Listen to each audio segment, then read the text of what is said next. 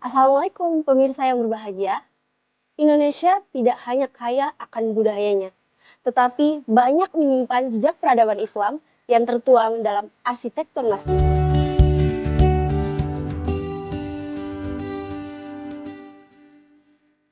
Setiap batu yang tersusun dan setiap ukiran yang terpahat menyimpan kisah perjuangan para ulama dan raja-raja sebelumnya dalam menyebarkan cahaya itu.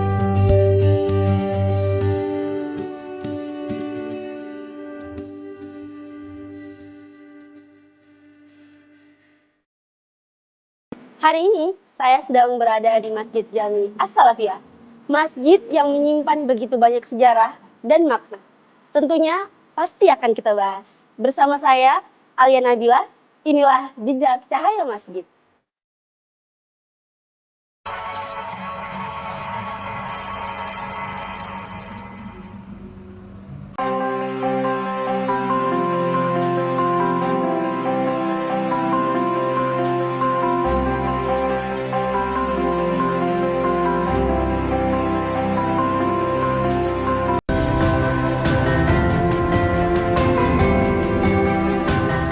Tersembunyi di kawasan Jati Negara Kaum, Jakarta Timur, Masjid Jami As-Salafiyah berdiri bukan sekedar sebagai tempat bersujud, melainkan sebuah benteng pertahanan intelektual yang kokoh. Kisah mulanya berakar pada tahun 1619 saat Batavia jatuh ke tangan VOC. Pangeran Jayakarta memilih mundur menembus lebatnya hutan jati di wilayah ini. Setahun berselang pada tahun 1620, beliau mendirikan masjid ini sebagai epicentrum taktik dan konsolidasi kekuatan untuk merebut kembali Batavia. Nama As-Salafiyah mengemban misi suci, sebuah seruan untuk kembali ke jalan para pendahulu yang saleh. Menariknya, di dalam kompleks masjid ini bersemayam makam Pangeran Jayakarta. Kehadiran makam tersebut menjadi simbol hidup dari filosofi menunggalnya ulama dan umara. Sebuah harmoni antara pemimpin agama dan pemerintah yang bahu-membahu menjaga kedaulatan tanah air.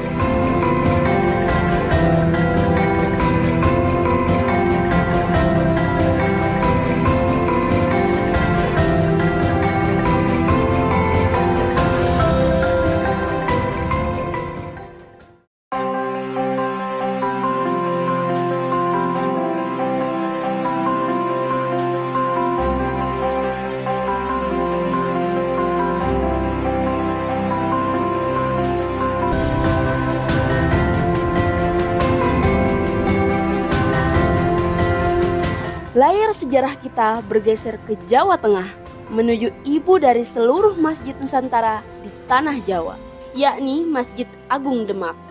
Didirikan sekitar tahun 1477 oleh Raden Fatah dengan sokongan penuh Wali Songo. Masjid ini menjadi ruang yang amat sangat sakral, tempat para wali berkumpul dan bermusyawarah menentukan arah dakwah di Nusantara. Daya tarik utamanya terletak pada strukturnya, salah satu dari 4 tiang utama yang dikenal sebagai Saka Guru. Dirancang unik oleh Sunan Kalijaga dari untayan serpihan kayu atau tatal yang diikat kuat. Ini bukan sekedar siasat konstruksi, melainkan sebuah pesan visual yang sangat dahsyat tentang ukhuwah Islamiyah.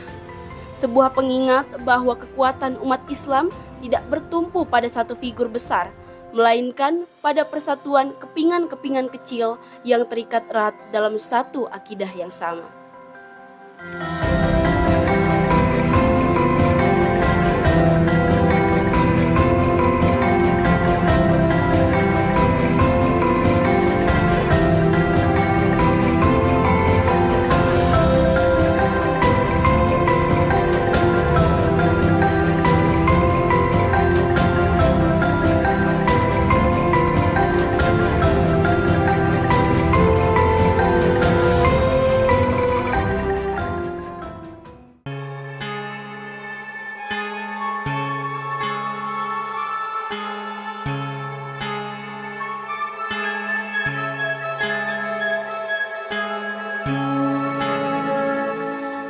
Pada tahun 1549, Sunan Kudus menorehkan tinta emas toleransi dengan mendirikan Masjid Menara Kudus.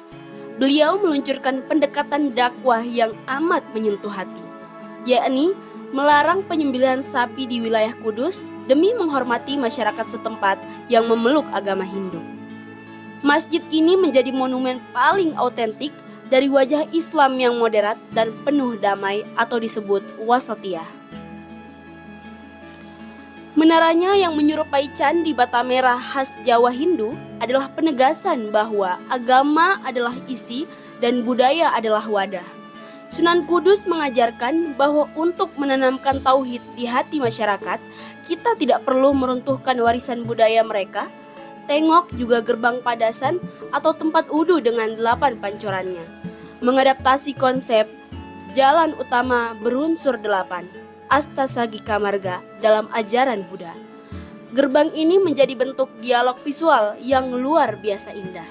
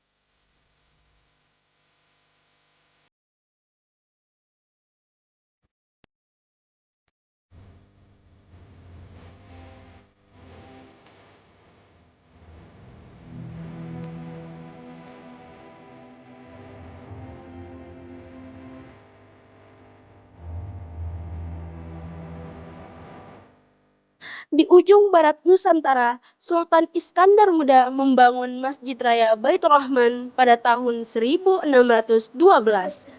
Masjid ini bagai karang yang tegar dihantam badai zaman.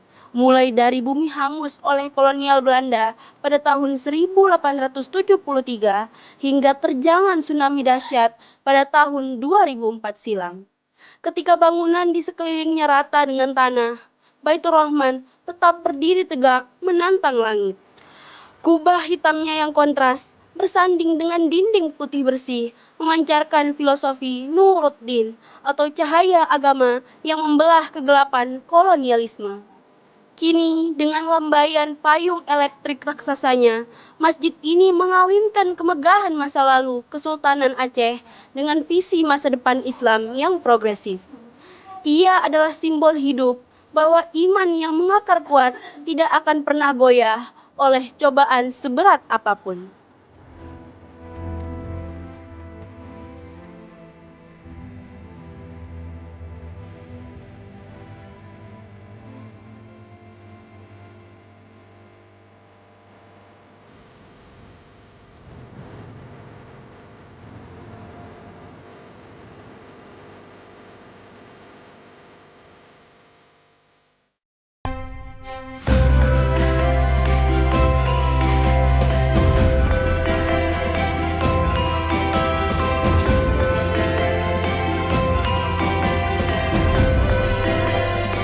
Lahir pada tahun 1421, Masjid Sunan Ampel menjadi saksi berdirinya pesantren pertama di tanah Jawa Timur. Tempat ini ibarat kawah candra di muka atau pusat digemblengnya para ulama-ulama besar dan anggota Wali Songo, termasuk Sunan Giri dan Raden Patah. Melangkah ke areanya, kita akan disambut oleh 5 gerbang utama yang ikonik bernama Gapuro Limo. Gerbang-gerbang ini mengabadikan falsafah legendaris Sunan Ampel, yaitu Molimo atau 5 pantangan hidup agar manusia menjauhi maksiat, yaitu main atau judi, ngombe atau mabuk, maling atau mencuri, madat atau narkoba, dan terakhir madon atau zina. Di bagian dalam, 16 tiang kayu jati utama yang berdiri utuh tanpa sambungan menjadi simbol dari keteguhan hati yang bulat dalam menghamba kepada Sang Pencipta.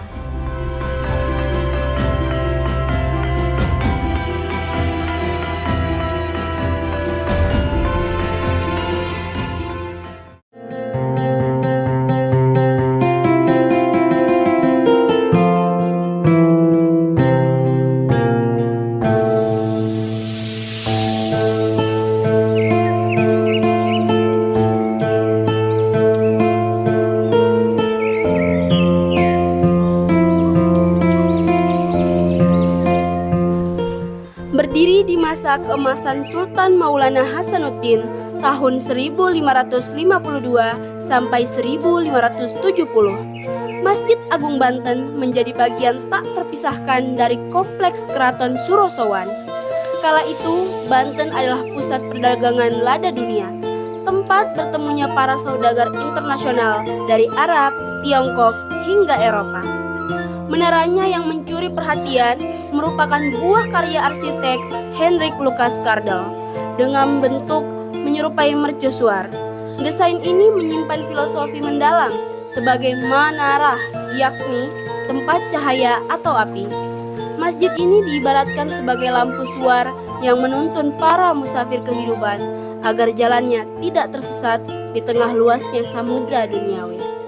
Struktur atap tumpang limanya yang kian mengecil ke atas juga melambangkan Panchaniti atau 5 tahapan spiritual menuju kesempurnaan ibadah.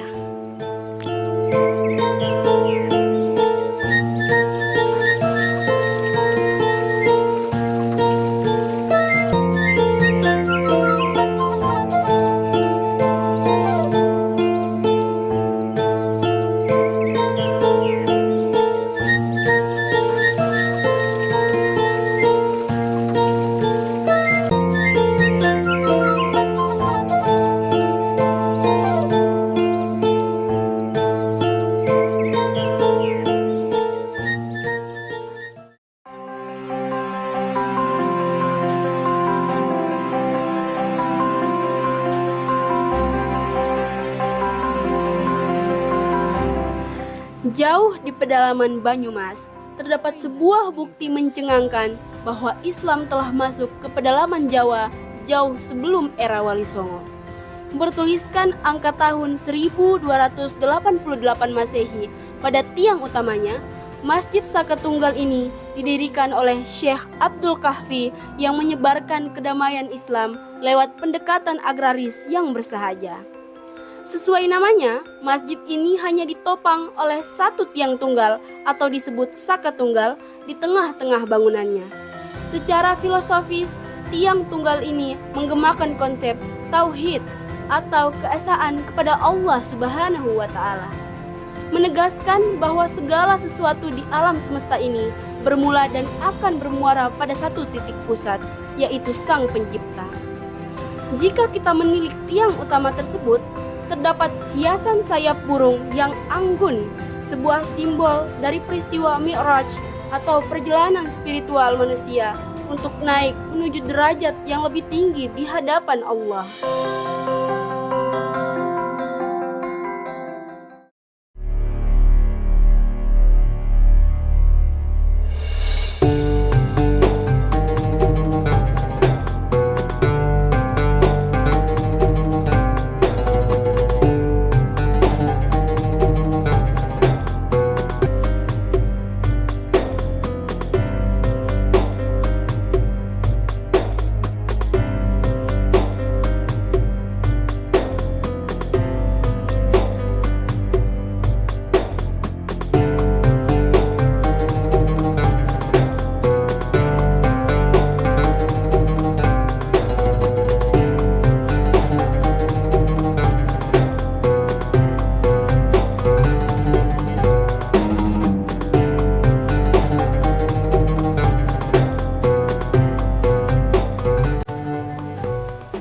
Pemirsa, masjid sejatinya bukan hanya tempat untuk merebahkan dahi dan bersujud.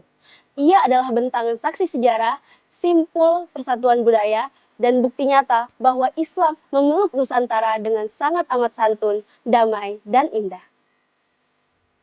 Dari keunikan tiang tunggal di Banyumas hingga kemegahan Menara Candi di Kudus, kita diajarkan sebuah pesan abadi, bahwa keberagaman bukanlah sebuah pemisah, melainkan sebuah kekuatan. Semoga rekam jejak kita kali ini tidak hanya menjadi sekedar tontonan, tetapi pemantik cahaya di hati kita agar terus merawat dan menjaga peradaban ini.